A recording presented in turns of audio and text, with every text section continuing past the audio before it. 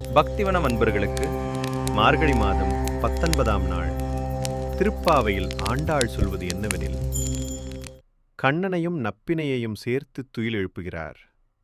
சுற்றிலும் குத்து விளக்குகள் எரிய, யானை தந்தங்களால் செய்யப்பட்ட கால்களை உடைய கட்டிலின் மேல் மென்மையான பஞ்சு மெத்தையில் துயில் கொள்பவனே, மலர்ந்த பூக்களை கூந்தலில் சூடிய நப்பினை பிராட்டியின் மார்பில் சாய்ந்து துயிலும் மலர் மார்பனே கண்ணா, நீ ஒரு வார்த்தையாவது பேச மாட்டாயா?